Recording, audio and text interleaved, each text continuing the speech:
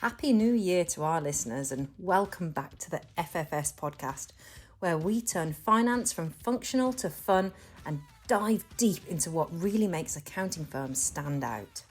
This episode is a little different and I'm in the hot seat. I recently sat down with my brilliant business coach, Emma Slack, as part of an AVN webinar, and we're bringing that conversation straight to your ears. Emma grilled me in the nicest possible way on everything from why I started Chadwicks to the real reason we chase awards, how we build LinkedIn buzz, and why I launched this very podcast. We talk visibility, scaling without losing your soul, and the pitfalls too many firms still fall into. If you're an accountant wondering how to raise your profile without losing your sanity, or just nosy about what's next for Chadwicks, this one's for you. Let's get into it. So, hello everybody. You all know me probably by now. I'm Emma. I'm one of the practice growth experts at AVN. And today it is my pleasure to introduce one of the AVN members, Rachael Harrison Chadwick of Chadwick Accountants, who is an amazing multi-award winning accountant, has done so many amazing things and managed to crack that issue that we all have, which is getting seen, getting noticed, getting people to come and talk to us. So just that is, we all say that getting those new leads is so hard, but she's managed to nail it. So I'm going to have some questions we're going to ask her, but if anybody else has any questions, please feel free to put them in the Q&A. I'm sure we'll have time to answer them later on. Well done, Tracy. That's good. Do something positive. I'll catch up with you later. That'd be lovely. Okay. So, Rachael, tell us a little bit about your firm, where you're based, how you started, and how many you got in your team. Okay, so like you said, Chadwick Accountants Bookkeepers Limited. I gave up my corporate role in the middle of 2021, middle of a pandemic, to start this business. Started it in my back bedroom, as that will be familiar to many people. Our USP is that we all come from industry, so we're not traditionally practice accountants. We're all like ex-finance managers, ex-CFOs, accounts assistants. So we've all worked in industry. We have a team of 16 now, 16 strong. And now we have a lovely high street presence here in Bidford-on-Avon, which is just outside of Shakespeare's town of Stratford-upon-Avon. And yeah, that is our lovely little business. Yeah, so Shane and I were very lucky to go and visit recently because Chadwick's won our AVN Firm of the Year, as voted by you on this group. And we were able to go and visit her and give her the cup. And it is the most beautiful little place she works in. So very lucky to be there. So what actually prompted you to set up your practice in the first place? Well, it was definitely two big drivers for it. The first one was very much feeling disillusioned with working in the corporate world. I felt like I would try different industries and think, oh, maybe it will be different here. But I felt like I just took a lot of rubbish from management and would shield my team from everything. And I was really great at driving results and things, but it just felt like I was always being taken advantage of and that there was lots of toxic workplace cultures, and it just really ground me down. And I thought the only way I'm actually going to find what I want is if I create it. And then the other aspect was, having worked in industry, I worked with a lot of rubbish accountants for some, I will go back to nameless firms, shall we say. And I just felt like they weren't being proactive. They weren't helping clients. If I, as the finance manager, had questions, like they couldn't seem to answer them in good time. I just felt the support wasn't there. So I thought there is actually a real need for proactive accountants who are going to help clients. And so those two things together prompted me to set up my own firm. Perfect. Oh, wow. See, I think we all know these things, don't we? It's just making that break, doing that change. That's fantastic. So, as I mentioned, you've won multiple awards. What was it that made you started to enter for awards? And what were you hoping to achieve, apart from winning it, of course? Well, we first entered an award in 2022, and it was honestly, it wasn't proactive decision making. It was just an email in the inbox from Accounting Excellence. Oh, do you know about these awards? Should you enter, etc. And I thought, oh yeah, we'll go for an award. I think we went for New Business of the Year, and I worked all weekend, I remember, on this entry and refined it and tried to make it the best it could be. And we ended up being a finalist. We went down to the awards ceremonies. We rubbed shoulders with the big boys in accounting, and we didn't win. And then we decided to do it all over again the next year. And we didn't win again. And we were finalists in two categories that year, and we didn't win. And then the year after, I was like, we need to win some awards. You get a lot of great promotion actually just being a finalist. That attracted companies to us. We saw that when we promoted it, people were coming to us, even people don't even read the articles that much, I don't think. They kind of just think you've won, even though you're just a finalist.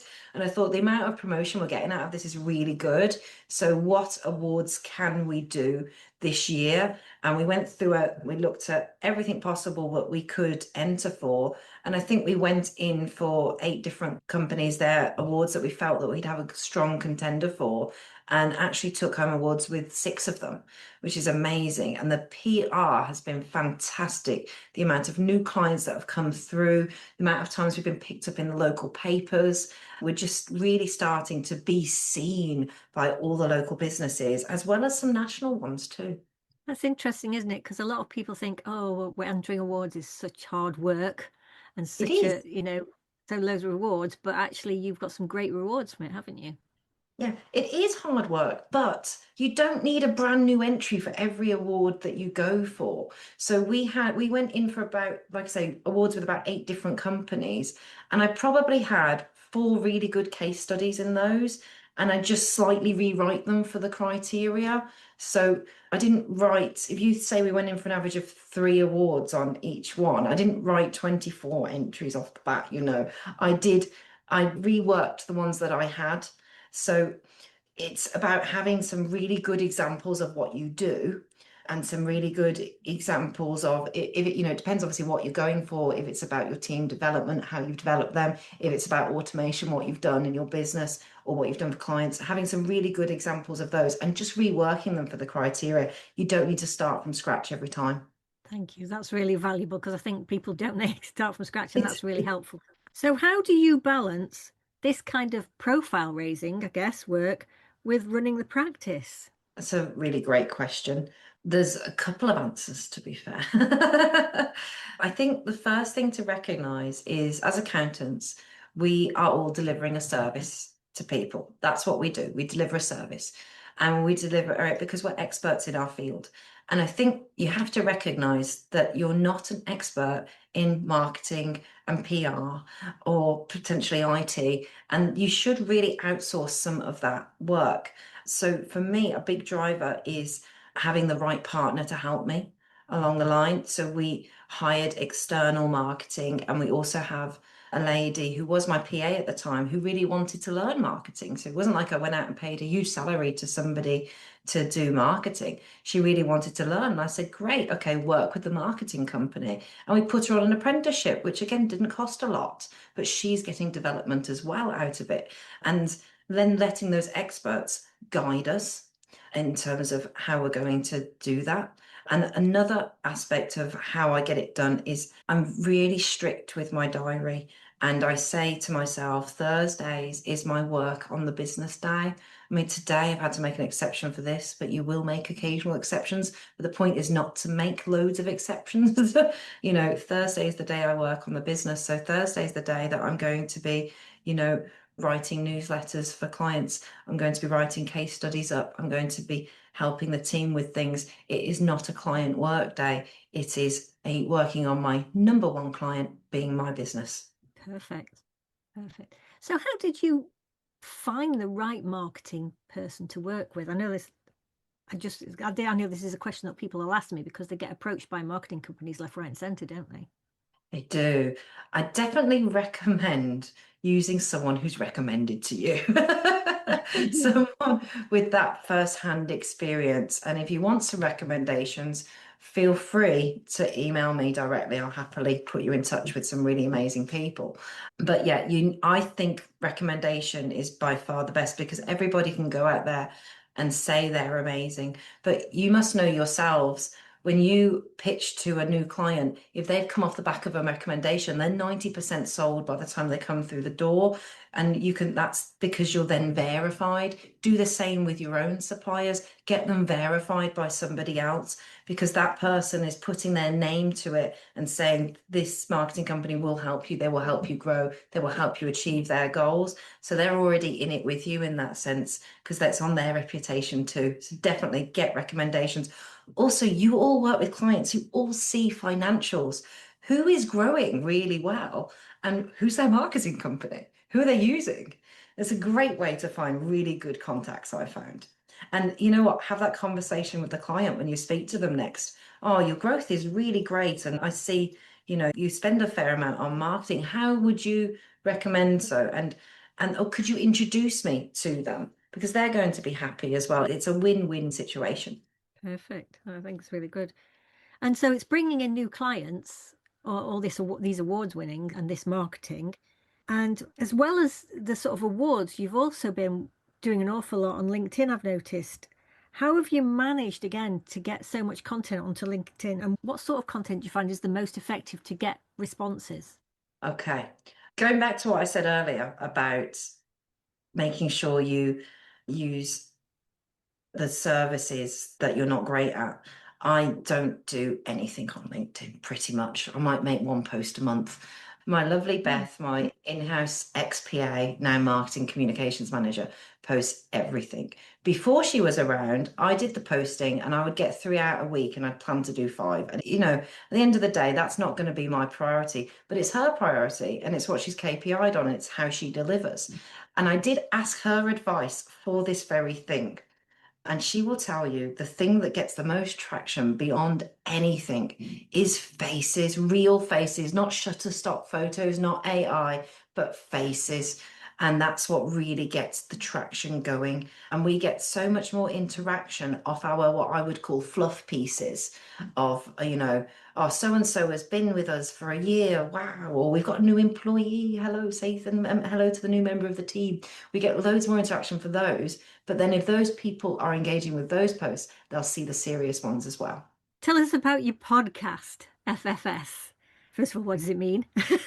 And what inspired you to launch it? So FFS stands for Finance's Sake, so don't get any ideas. It was actually called Taxed and Relaxed when we first launched it. And then when we first launched it back in October last year, and there was that horrendous budget, I just thought there's nothing relaxing about tax right now. We need to change this. I'm a real avid podcast listener. I listen to loads of podcasts, always trying to learn and refine myself, as well as some that I will listen to for leisure reasons. And so I think that really inspired me to get to that audience. So it was an idea that I had for a long time, but it wasn't until I started to get control of my diary that I was able to commit to it. And really, the blocker in that was me, and not being protective of my time. And it's very difficult change to make, to close the door on the team and say, look, I have my query time. You can have it then, but stop coming into me all the time. But you getting back control of your time means you then have the time to invest in things like podcasts, like awards, and so forth. What the podcast does for us, I find, is a lot of what you do with marketing is two-sided. There's lead generation, and then there's like the making it all look shiny and pretty and the brand awareness side of things. And the podcast is very much part of the making it look shiny and pretty and showing the great things that we're doing. But one of the other huge benefits of it is, for example, budget last year. I got loads of queries about the budget before October from clients, and after the budget, I must have had easily 100 clients ask things specifically about the budget. This year, I got loads of people asking about the budget on the way up to November, and I said to them all, we'll be releasing a podcast on the day. We will be explaining the budget to you in a way that makes sense to your business and how it affects you. And I ended up with 0 questions after the budget because they all just went and listened to the podcast. And what a time saver that is for me. And it's great for new clients as well, because we have so many podcasts based around, do I need to register for VAT? And it's all there for them to soak up and listen to in small bite-sized chunks. It saves my team time, it saves me time, and we're still giving them great advice. That's interesting. How do you think about all the different topics for your podcast? How do I think about all the topics for the podcast? That's a question and a half. There's obviously topical things that come up along the way that you can talk about generally. You'll have budgets from the government, you'll have standard tax changes that come in April, you'll have regulation changes, and they will drive some of the content. I try to get into my ideal client's shoes and think about what's stressing them out and what are their issues that I can solve. And that's what I tend to use to drive the content. Will there get a point where I run out of content? Maybe, but I'll just repeat it in a different way. I also keep it fresh by bringing another member of the team on podcasts a lot. So I probably do 1 in 4 on my own, but most of them I'll bring in a member of the team.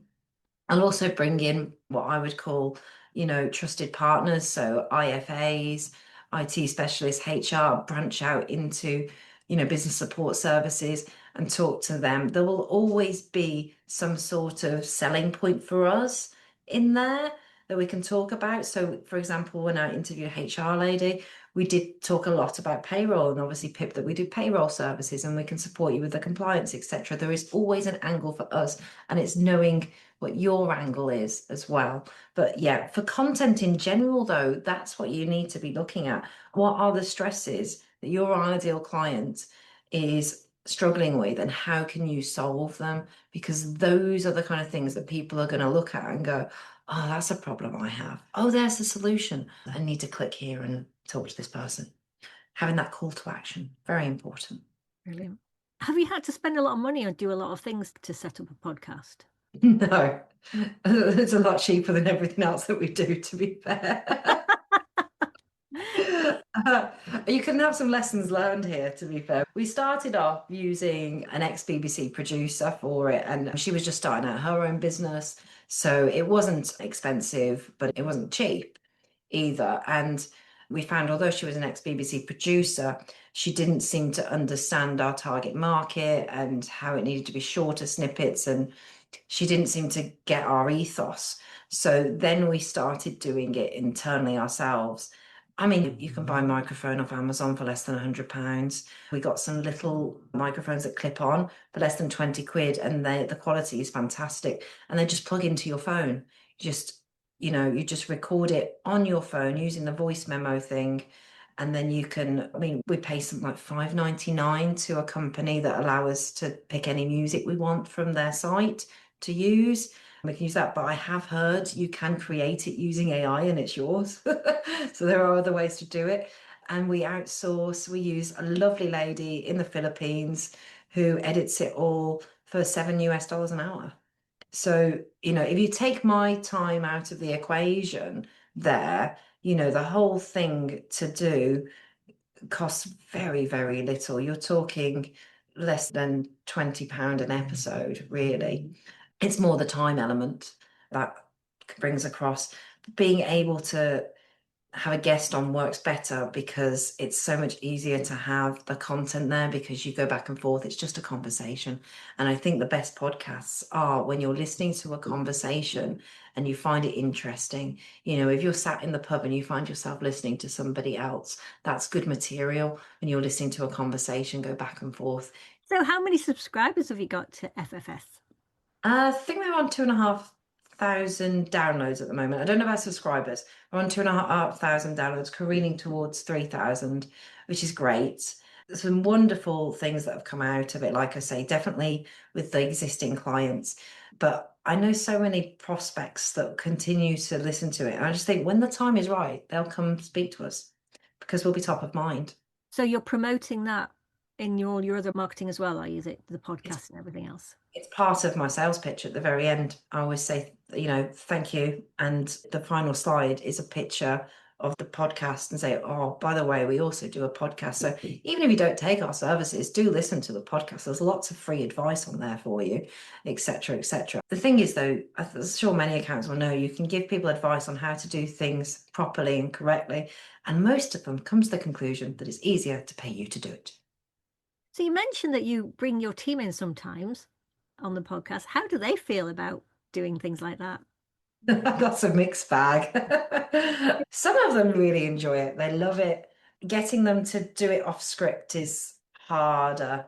I usually give them a very brief overview of a script and say, just don't stick to it because it'll sound scripted if you read off the page. So you try and get it to be as natural as possible. Like I say, some of them absolutely lap it up. They love it. And then I have a couple who are a little less reluctant. And they're sort of like, really? That's why you didn't tell me what this meeting was about, wasn't it? But I think it's important to get people out of their comfort zones, to grow and to do something different. And afterwards they'll look back at that. They might say, oh, they won't listen to it or whatever. And maybe they do, maybe they don't. But I see the growth in them and the confidence that they're then getting because I'm bringing them on the podcast because they have some knowledge about an area I want to talk about and I want it to sound interesting to our listeners. So it's a bit of a confidence boost for them as well in a safe environment where they can showcase what they know. And interestingly, some of the ones that you would think would be the worst at it are some of your better team, which is quite interesting. Well, find a subject they're passionate talking about. It's, you're halfway there, aren't you? Exactly. And they love talking about the client stories and the things they've tried to get past us and stuff. They just absolutely love it. We've had some great ones recently. Oh, a £900 Christmas hamper. And I was like, so where is this like a load of hampers for all of your staff? Is that what that is? No, no, it was a big hamper to myself. I can buy myself a present, but for £900.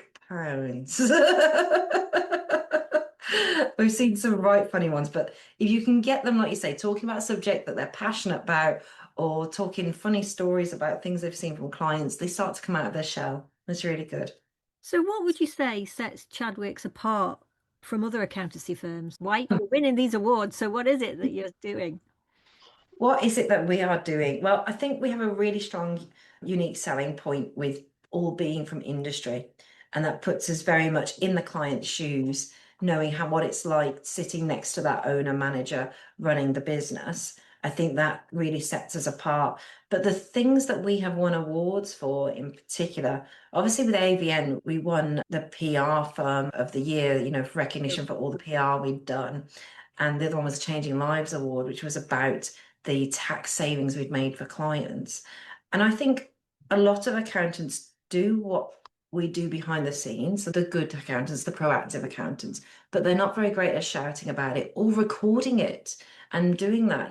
Just take half an hour out of your week to voice note into your phone what really great case study you had that week that you did. And I try and make an active effort to give a couple to Beth, my marketing lady, each month, and she'll go around and get others from the team because you have to shout about it. You don't realize what you do, and you've got to think about what impact that had on the client that makes it such a great client case study. So having really great case studies is a big part of the awards, definitely. And just make the time to record it down. It's so hard at the end of a year to look back and think, oh, what projects did I do that were really good, or what did I do? If you think about it every week, there's generally something. There is something that you did. And great ones are things like clients who are struggling with paying their penalties and stuff. And you make them a financial plan with a cash flow that helps guide them out and the impact it has on them, the relief that they have that everything will be in order. We've agreed payment plans for X, Y, Z. I know my sales target. I know how I'm going to get myself out of this mess. It's thinking about the impact it had on the client. Yes, making a cash flow model might not be an amazing thing that you do, but there's things that we all do. It's the impact that it has on the client that matters and makes it a really great case study to make a really great award entry. Fantastic. Okay. So as you scale up, how are you maintaining that personal touch with your clients? Unfortunately, it's very systems and process based, which isn't very personal, but it makes it appear personal. Well, it's how they perceive it, isn't it? It's how they feel at the end of the day. So Exactly. One of the KPIs we do have for our team is that they must touch base with every client every quarter. Even if that client only comes to us for year-end accounts and tax, and that's it, they must touch base with them throughout the year. And we use our CRM system to make sure that happens. It's so important to us that they don't lose that. I mean, it's not my personal touch, but it's each of the team's personal touch with those clients that they have and making sure that they have done something else. And the AVN tools have been fantastic in this because we've got like a whole toolbox of things to give to them and say, use what you want to have the conversation with the clients out of this huge box, use what you're comfortable with and you want to use. I just want to make sure that client feels they're getting value for money. That's all I want. That client is happy. I don't care which tool you use. I just care that the client is happy. And that's the most important thing. And I think having a team that understand that the most important part of their job, their role is not the deadlines. It is not, the best tax efficiencies they can do. It's not any of that. It is the client's view of you, the client relationship. That is by far the most important part of your role. Sorry, Tracy's just asked, what CRM system do you use? Well, Emma knows I've recently gone through a change. So we were using Bright Manager, it used to be Accountancy Manager, which Accountancy Manager was pretty good. And since Bright took it over, there's not been a lot of development, there's been a lot of downtime. It's not been fit for purpose for us for a long, long while. So we did a real good market review. Again, using my own advice, I took recommendations from people on what to look at. So we looked at Carbon, a very lovely system, really nice, does lots of nice things, very expensive, but I do on the whole think it's worth the money. We looked at Glide, also a great system, but was missing a couple of things that we really needed to make it work for us. And then we looked at Client Engager, which I never expected to like. I saw it because of its price point, and that's a good point on pricing that we'll all know. Because it's a cheaper product, I thought it would be a worse product, but someone very strongly recommended that I look at it. And it also communicates with TaxCalc, which is our primary accounts production software. And it does everything pretty much that Carbon does. And they've got developers in-house that are building even more functionality into it. And now it gives me more oversight than Bright Manager ever gave me in a way that is really taking data and putting it into useful information for me. And it enables me to have rolling dashboards around the office so I can see where we are in terms of how many clients with VAT and what status they're in this quarter, self-assessments, and then each team member individually, what are their tasks? And we link that with all the client queries that come in so I can make sure that they respond to the clients in good time as well. Wow. Definitely recommend Client Engager to have a look at. I ruled it out on price and now I realise I can save a fortune and have a better product. So yeah, thank you for that. Because yes, we always say, don't we? Cheap is not always, the best, but also it's not always the worst, is it? Sometimes we underprice ourselves, and people think they're going to just get a basic service when actually we know that most of you are really passionate about that customer care. That perception is so interesting, isn't it? How even though you know it yourself when you talk to clients, you don't realize you do it as well. And you look at something and go, I'll look at things and go, that's too cheap, that won't last. And if they did the same product but a higher price, you'd buy it and go, that'll be good quality. And it's just something you do with your own services. You need to make sure they're priced appropriately. Otherwise, you might turn away your ideal client because they think you're too cheap or they're not going to get a great service. So, what would you tell an accountant in practice who wants to build this sort of kind of visibility and credibility, but doesn't know where to start? And what are the biggest mistakes that you've seen other firms making? Oh, it's two questions. We'll do the Yeah, biggest start with the mistake. first one. Do the first one, yeah. You sure? No, you can Okay. do either. Do the mistakes. Everyone loves the mistakes bit. Go on then. The mistakes I see people doing is spending money without a plan all the time, whether it's clients, whether it's other accountants. I'll just throw money at Google ads and that'll bring in leads, without going through the cycle of planning it, implementing it, reviewing it, checking it's still fit for purpose, and going back round the circle. Making a really strong plan, and honest to God that you can't use ChatGPT to do your marketing strategy and think you need an expert in the field. I know plenty of marketing companies that will make you a plan for free because, like ourselves, when we do a one-to-one with a client, we will give them a little taster of what we can do and how we can help them. It's the same with the marketing firm. They will go, right, here is a plan for you. This is what you need to do. And you'll look at it and go, oh my God, I can get where I want to go. I'm gonna have to pay the marketing firm to do it for me. But having a plan on how you're going to do this, how you're going to fit it in. And I do think it needs to be a long-term, so at least a 12-month plan. This is my plan. These are my success factors. This is how I'm going to get there. That's my budget to do it. And I am always going to assess it. Just because something worked once, it doesn't mean it will work again with marketing. You can't rinse and repeat with it. You find that things move on so quickly in their world that you change. I've pivoted my marketing strategy probably around every 9 months because something stopped working. So, instead of throwing more money at it, if it stopped working, I need to go and take stock and go, okay, we need to try something else and just keep moving with it. And that's sort of what came to my mind is that you've talked about investing in a marketing company. You've talked about investing in somebody to help you do the LinkedIn posts. You've talked about investing in software, and you've talked about, investing in other people to help you. For a lot of accountants, that would seem a big investment of money and time compared to what they normally do, which is just earn money from doing the statutory stuff. How have you balanced that in your mind and with, your team? I think it's quite difficult. I think as accountants, we naturally analyze every penny that we spend and we can be quite frugal. And it's really hard to commit to such a large spend on things. And it's scary and it's a gamble. But at the end of the day, if you're an accountant in business, you're also an entrepreneur. And most entrepreneurs will weigh up the risk and rewards.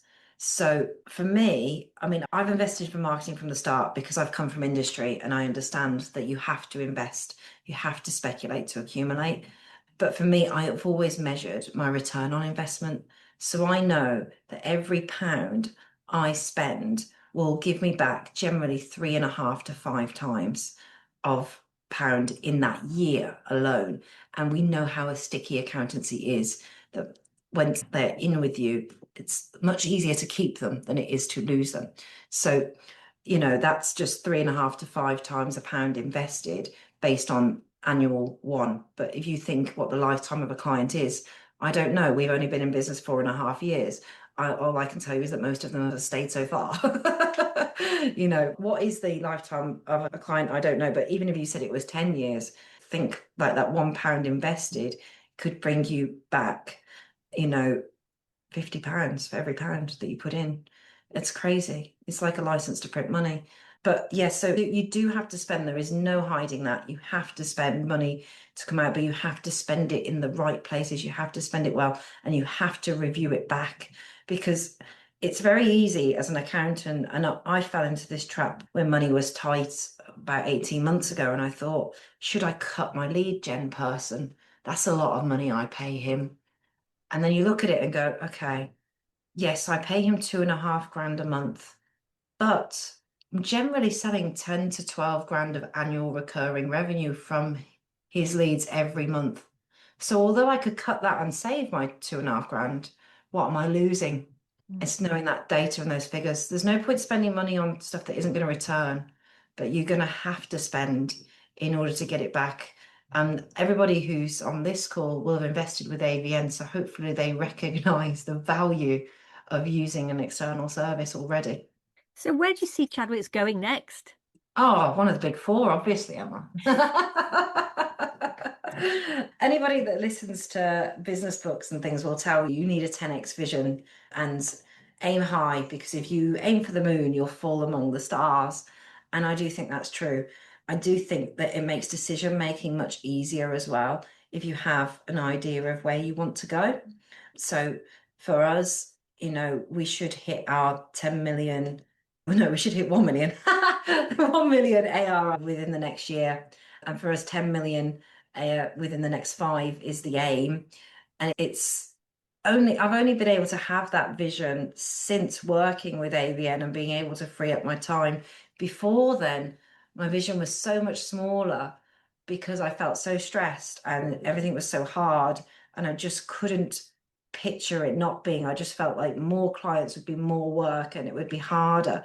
But actually, if you work smarter, it becomes easier, and it's so much easier to achieve bigger things when you start seeing things as a bigger picture than just the smaller bit. It's just effective delegation and making sure that you protect your own time. That's actually really interesting, isn't it? That what you've done is you've looked at what every individual is good at and found the right people to do this so that you can delegate and you can feel secure in that and grow your business. Yeah, and that is hard. And Emma will know from working with me this year how some individuals weren't the right people. And they, we had to say goodbye and part ways on this journey. So having the right team is so important. And that's not just your internal team, that is your outsourced team, that is those B2B business services that you have. I mean, having great IT support is really important, massively. There's nothing worse than stuff not working because of all the downtime you get. And it was something I was really reluctant to pay for a long time because I can do it myself. But that's the trap, isn't it? That's the trap of thinking you could, well, I can do it, so why should I pay someone? I can do a HR contract, why should I pay someone? Well, actually, my time is best done selling to customers, promoting our business, and delivering the really high value work to clients. Why am I messing around with computers and printers? It doesn't make sense. That's a great learning. Well, have you got anything final you'd like to add and share with the people on the call today? I would add in a piece of advice that someone told me many years ago that has always stuck with me, and I think it's really important. And they said, you are the average of those around you. So my advice would be, if you want to grow your business and you want to be successful, surround yourself with people who are growing businesses and are successful. You will bounce off each other, you will lift each other up, and don't feel bad about cutting out anybody that is really negative and that will drag you down, because if you stay around them, that's inevitably what will happen. You need to surround yourself with positive people who are going to lift you up and help you. Thank you. Thank you. Well, thank you, everybody. I think we've answered all the questions. Dawn has just asked if you can provide some examples of the marketing companies that can provide a taster. I know you said that if people are Yes. interested, they can contact you. They can contact me, but I can tell you the Okay. one that I have worked with is called Lumor, and that's LLUMOR.co.uk, ran by an amazing guy called James. Fantastic. He will give you a one-to-one free strategy session where he'll give you a plan for the year. And then, that's up to you to do it yourself or to ask them to help with you. But they're a fantastic company. But do reach out to your connections and your clients as well, because if a client can recommend you to their supplier, they look good to that supplier. It really is, business is really done with the people that you know more than anything. Well, I'd like to just say congratulations on your fantastic award wins. I think one of the things that people don't see is that with the entry, we don't see all those stories. We just see that you won the award. And it's lovely that as part of the other things that you do, you share those stories. So that's really, really nice. And if anybody wants to come and listen to your podcast, where do they need to go? Anywhere that does podcasts, Spotify, Apple, Amazon, and just put in FFS for finance's sake, and you can listen to my horrendous voice droning on and on. Doesn't sound like it to me. Brilliant. Well, thank you, everybody. Thank you very much, Rachel. I really, really appreciate your time today and sharing all this learning. I've picked up loads of ideas already, and I work with you. So, that's interesting, isn't it? But thank you. And I hope everyone else can say thank you in the chat box to people. It's been a really useful, I think, session for you to think about what's important, and that this investment is worth it, with the right people. You don't have to do everything yourself. Find the right people around you. I think that's the best advice, Rachel. Thank you. You're very welcome.